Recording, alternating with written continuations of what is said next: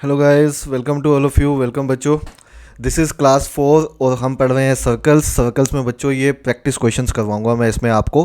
Theory हम last classes में कर चुके हैं और बहुत अच्छे अच्छे क्वेश्चंस हम इसमें करने वाले हैं। एक एक क्वेश्चन को अच्छे से देखिएगा। चलिए स्टार्ट करते हैं क्वेश्चन नंबर 1 से। पहला क्वेश्चन ये रहा आपके सामने। तो कैसे करेंगे देखते हैं बच्चों। This is the first question. तो क्या कहता है ये सवाल, देखिए। A circle is inscribed inside a quadrant. तो ये क्वाड्रेंट सर्कल दिया हुआ है हमें, ऑफ रेडियस 10। तो इसकी रेडियस 10 है बच्चों। ये जो क्वाड्रेंट सर्कल है इसकी रेडियस 10 हमें गिवन है। कहता है find the radius of the circle. Circle की रेडियस निकालनी है, जो इसके अंदर जो ये सर्कल इंस्क्राइब्ड है इसकी रेडियस हमें निकालनी है। तो आप मुझे ये बताइए कि इसका सेंटर, अगर मैं ये मान लेता हूँ ये सेंटर है, तो अगर मैं सेंटर से जहाँ पे ये टच करता है वहाँ पे मिलाऊं तो क्या मैं इसको रेडियस बोल सकता हूँ? बच्चे कहते हैं बिल्कुल सर रेडियस है। ऐसे ही अगर ये रेडियस है बेटा, क्या मैं इसको भी रेडियस बोल सकता हूँ? यहाँ से अगर इसको मिलाऊं तो ये भी रेडियस है। यस सर, ये भी रेडियस है। अब देखो ये एंगल 90, ये 90, ये 90, ये 90 हो जाएगा। ये आर है तो ये भी आर हो जाएगी, ये आर है तो ये भी आर हो जाएगी। तो ये एक स्क्वायर बन जाएगा, छोटा सा बन गया बच्चों स्क्वायर। Yes sir. तो स्क्वायर में डायगोनल की वैल्यू क्या होगी? डायगोनल होता है a√2। तो अगर साइड r है तो डायगोनल क्या हो जाएगा? √2r। तो ये वैल्यू आपकी √2r हो जाएगी। बोलिए इतना क्लियर है? ये वैल्यू √2r हो जाएगी। और इसी लाइन को मैं आगे एक्सटेंड करूं तो ये वैल्यू कितनी होगी बेटा? ये वैल्यू r होगी सर। अब यहाँ पे एक छोटा सा क्वेश्चन उठता है जो कि बहुत ही वैलिड क्वेश्चन है कि सर आपको कैसे पता लगा, ये आपने कैसे पता लगाया कि ये स्ट्रेट लाइन ही है? तो मैं आपको बता दूं बच्चों, यहाँ पे दोनों दोनों सर्कल टच कर रहे हैं। तो आप एक छोटा सा टेंजेंट बना के देखिए। अगर आप ऐसे करके एक टेंजेंट बनाएंगे तो अगर यहाँ से भी ये सेंटर है बड़े वाले सर्कल का जिसका क्वाड्रेंट दिया हुआ है, यहाँ से भी अगर इसको मिलाऊंगा तो ये एंगल 90 बनेगा, और यहाँ से भी अगर मैं इसको मिलाऊंगा तो ये 90 बनेगा। अगर ये दोनों ही 90 बन रहे हैं तो वो ऐसा तभी पॉसिबल है ना, इस पॉइंट के साथ अगर दो लाइनें आ रही हैं दोनों 90 बना रही हैं, वो तभी पॉसिबल है जब वो एक स्ट्रेट लाइन हो। समझ रहे हो? नहीं तो ये स्ट्रेट लाइन ही होगी। ये ध्यान रखना, ये थोड़ा सा मैंने एक्स्ट्रा आपको एक्सप्लेन कर दिया ये बताने के लिए कि ये स्ट्रेट लाइन बनेगी। तो ये भी आपकी स्ट्रेट लाइन, ये पूरी स्ट्रेट लाइन है। तो ये √2r है, ये r है। अब मुझे ये बताओ इसकी रेडियस थी कितनी? इसकी रेडियस 10 थी सर। तो 10 कौन सी बनेगी? 10 तो कंप्लीट बनेगी बेटा, ये कंप्लीट रेडियस ही तो है। अरे ये रेडियस है, ये भी रेडियस है। तो बच्चों ये कंप्लीट रेडियस ही तो चल रही है। तो यहाँ पे AD भी तो nothing but the radius also. तो AD 10 ही होगी क्योंकि AD भी तो एक रेडियस है। रेडियस किसकी है सर? वो कैप, आप बड़े वाले सर्कल की रेडियस बोल सकते हो ना, है ना? तो इसका मतलब क्या मैं यहाँ पे बोल सकता हूँ √2r प्लस r, इन दोनों को मिला के टोटल कितना होना चाहिए हमारा? टोटल 10 बनना चाहिए सर। ये टोटल कितना होना चाहिए? 10 होना चाहिए। 10 बड़े वाले सर्कल की रेडियस है, तो आप उसे AC बोल दीजिए या वो ऐसे करके AD बन जाएगी, जो भी बोल दीजिए। r का वैल्यू निकालना है हमें, स्मॉल r का वैल्यू निकालना है। तो स्मॉल r कॉमन निकाल लीजिए, अंदर बचेगा √2 प्लस 1, और ये आपका 10 के बराबर है। तो यहाँ से आपका r का वैल्यू आ जाएगा 10 डिवाइडेड बाय √2 प्लस 1। अब have you heard about term rationalization? तो बच्चों इसको रैशनलाइज करते हैं अगर हम, तो √2 माइनस 1 से मल्टीप्लाई कर दीजिए, √2 माइनस 1 से डिवाइड कर दीजिए। इसको रैशनलाइज करने जा रहे हैं। तो रैशनलाइज करते हैं तो ये हो जाएगा 10 इंटू √2 माइनस 1, और नीचे हो जाएगा a² माइनस b², है ना? a plus B a minus B, a plus B a minus B, तो a² minus b², that is √2 का स्क्वायर 2 माइनस 1 का स्क्वायर 1, तो ये 1 ही हो जाएगा। तो ये आंसर होना चाहिए सवाल का। तो बताइए कौन सा ऑप्शन मैच किया? बी बॉम्बे मैच किया सर। यही सवाल का आंसर है बच्चों। B Bombay is the right answer of this question. This is absolutely right answer of this question. एक सवाल और देखते हैं, ऐसा ही एक और जबरदस्त सवाल। ये रहा आपके सामने, ये वाला क्वेश्चन देखिए। ये वाला सवाल अगर हम देखें तो कैसे करेंगे? The ratio of the radii of the sector and the inscribed circle in A picture is 3:1। अच्छा, अब मुझे ये बताइए इसका सेंटर फिर से ये मान लेते हैं। यहाँ से अगर मैं इसको ज्वाइन करूँगा तो बच्चों ये हमारी r होगी रेडियस, या इधर से ज्वाइन करूँ अब की बार ऐसे करके तो ये रेडियस r होगी। Yes sir. लेकिन कैन आई से दैट ये सेंटर है इसका, यहाँ से अगर मैं अंदर तक ले जाऊँ तो हमें पता है ये स्ट्रेट लाइन बनती है ऐसे कि ऐसे, विद सेम लॉजिक जो पहले देखा बच्चों। अब वो कह रहा है कि जो कैपिटल आर है, जो बड़े वाली रेडियस है कंप्लीट, ये वाली, ये कंप्लीट जो ये क्वाड्रेंट दिया हुआ है इसकी रेडियस अगर वो 3 है तो स्मॉल आर जो है वो 1 है। इन दोनों का रेशो 3:1 दिया हुआ है। तो कहना ही सही ये आर है, ये आर है, तो यहाँ से सेंटर से अगर ये सर्कल के साथ मिलाया है तो ये भी तो स्मॉल आर ही होगी ना, ये सभी तो रेडियस है अंदर वाले सर्कल की। तो अगर ये 1 है, देखो अगर मैं बोलूँ कि ये 1 है तो ये भी 1 ही है, ये भी 1 ही है, बोलो ठीक है। और ये कंप्लीट 3 है बच्चा, ये 3, ये कंप्लीट 3 है, उसमें से एक ही हो गई तो ये बची हुई 2 हो गई। बोलो बची हुई 2 मतलब सर बची हुई ये वाली 2 हो गई क्योंकि कंप्लीट 3 है। अब बस ध्यान से देखो, यहाँ पे ख़त्म कर रहे हैं हम। ये एंगल इतना थीटा मान लो, ये अगर एंगल थीटा मानता हूँ तो मुझे ये बताओ इस वाली ट्रायंगल में, ये छोटे वाली ट्रायंगल में, मैं आपको ब्लू करके दिखाता हूँ, ये वाली ट्रायंगल में, इस वाली ट्रायंगल में बच्चों, इस वाली ट्रायंगल में साइन थीटा, साइन क्या होता है, perpendicular by hypotenuse, perpendicular by hypotenuse. तो परपेंडिकुलर है 1, हाइपोटेन्यूज है 2, तो 1/2। तो साइन थीटा अगर 1/2 है तो 1/2 किस पे होती है वैल्यू, 30 डिग्री पे, तो थीटा 30 डिग्री हो जाना चाहिए। तो ये एंगल अगर आपका 30 डिग्री है तो ये कंप्लीट एंगल किसके इक्वल हो जाना चाहिए, ये कंप्लीट एंगल ये वाला, हाँ 22 मीटर, ये भी तो 30 आएगा ना इधर से भी, तो ये कंप्लीट एंगल आपका 60 डिग्री निकल आएगा। बताओ ठीक है, 30। तो उसमें हमें एंगल पता था 90 डिग्री, इसमें एंगल हमने निकाल लिया है ये 60। बस अब सवाल में कुछ बचा नहीं बेटा। अब क्या पूछा, देखो उसने पूछा है एरियाज़ का रेशो बताओ इन दोनों के। तो एरिया का अगर रेशो निकालोगे आप इन दोनों के, ठीक है, सेक्टर का एरिया कितना होता है, सेक्टर का एरिया होता है θ/360, थीटा है 60, तो θ/360 of pi r square, r का वैल्यू कितना है 3, हमने 3 माना था, 3 ले लो, रेशो में फ़र्क नहीं पड़ता क्योंकि रेशो निकालनी है तो आप कुछ और भी मानोगे तो वो कट जाएगा ऊपर नीचे, 3 रख लो। और नीचे क्या लोगे, एरिया ऑफ स्मॉलर सर्कल, तो वो कितना बनेगा pi r square which is pi of 1 square. तो ये काटोगे तो ये 6 आ जाएगा, पाई से पाई कैंसिल आउट हो जाएगा, आंसर होना चाहिए हमारा 9/6, 9/6 बोले तो 3/2, तो 3/2 ही सही आंसर है बच्चों। तो A Ahmedabad would be the right answer of this question, यही सवाल का आंसर है, A would be the right answer of this question. तो आई होप सो ये क्वेश्चन भी अच्छे से क्लियर हुआ होगा बच्चों को, बच्चों अच्छे से नोट्स बना रहे होंगे, ऐसा मैं बिल्कुल एक्सपेक्ट करता हूँ, एक एक क्वेश्चन को अच्छे से समझ रहे होंगे, मैं बिल्कुल एक्सपेक्ट करता हूँ।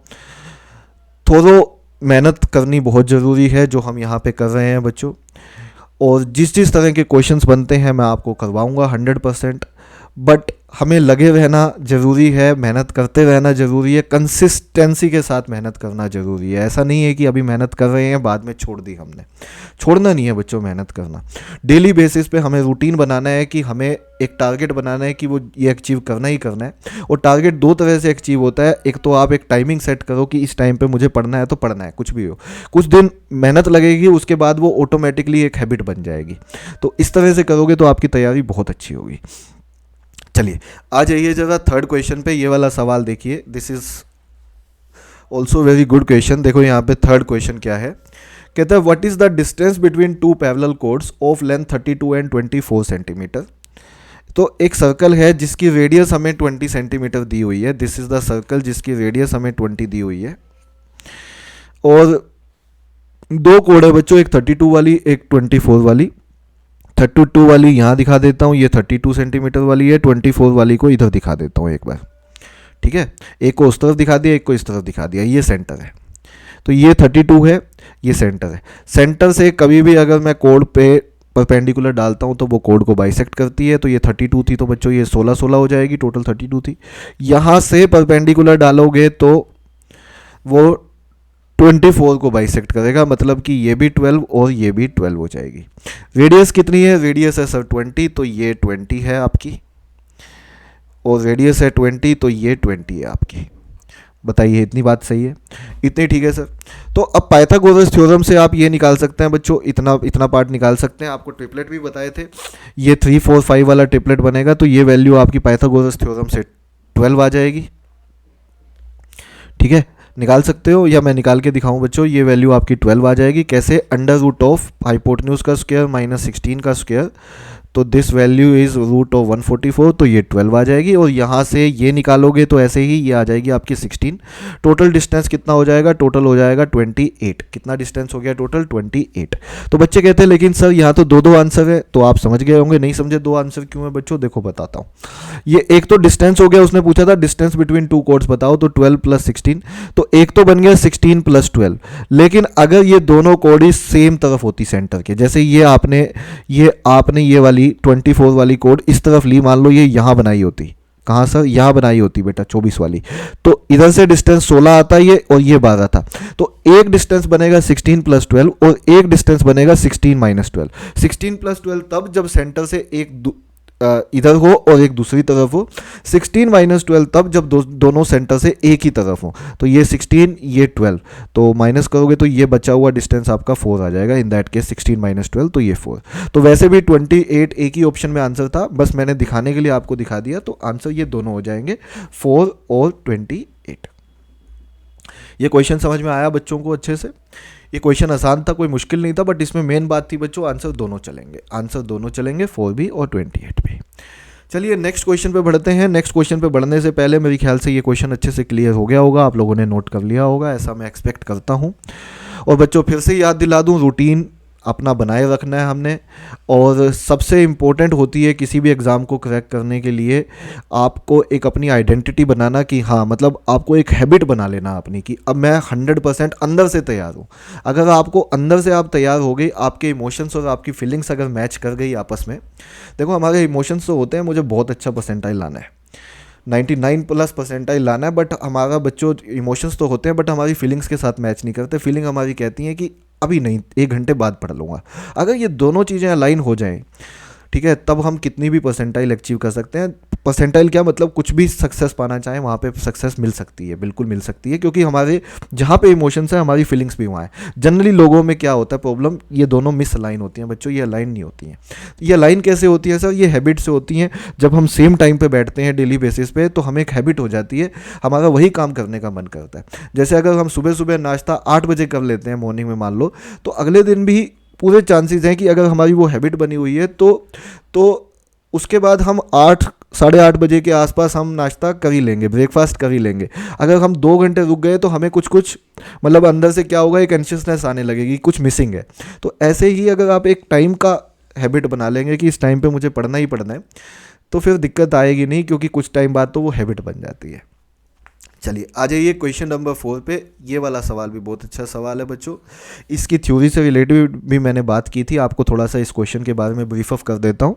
अगर 2 कभी भी इंटरसेक्टिंग सर्कल्स हैं तो ये प्रॉपर्टी होती है, 2 कभी भी इंटरसेक्टिंग सर्कल्स हैं तो जो कॉमन कोड होती है, जैसे ये ए बी कॉमन कोड बोली मैंने, तो प्रॉपर्टी ये कहती है कि जो कॉमन कोड होती है बच्चों, अगर दोनों के सेंटर्स को मिलाया जाए, दोनों सर्कल्स के सेंटर्स को आपस में मिलाया जाए, तो वो कॉमन कोड को हमेशा 90 डिग्री पे बाइसेक्ट करते हैं। तो वो कॉमन कोड को हमेशा 90 डिग्री पे बाइसेक्ट करते हैं। देखो कॉमन, एक तो दोनों के सेंटर को मिलाया जाए तो कॉमन कोड बाइसेक्ट भी हो जाएगी और ये एंगल 90 भी हो जाएगा। ये प्रॉपर्टी है, आपकी नोटबुक में होगा, आई एम श्योर आप सारी क्लासेस में भी वॉच कर रहे हैं। तो अब इस प्रॉपर्टी को यूज़ करते हुए ये क्वेश्चन है, कहता है find the length of the common code of circles of radii 15। पहले की रेडियाई 15 है बच्चों, ये रेडियस 15 ले लेते हैं। दूसरे की रेडियस 20 है तो ये 20 हो जाएगी आपकी, दिस इज़ 20। और ये दोनों के सेंटर्स का डिस्टेंस 25 है तो ये डिस्टेंस आपका 25 हो गया। ये वाला डिस्टेंस आपका 25 हो गया, ये वाला।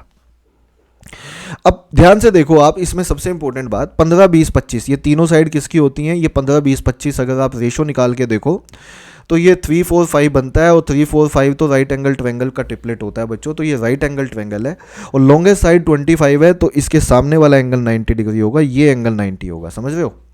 ये एंगल 90 होगा बच्चों। तो ये हमने देख लिया कि 15, 20, 25 वाली राइट एंगल ट्रायंगल बनेगी, पाइथागोरियन ट्रिपलेट है ये, और ये बाइसेक्ट करती हैं, तो इसको P बोल देता हूँ।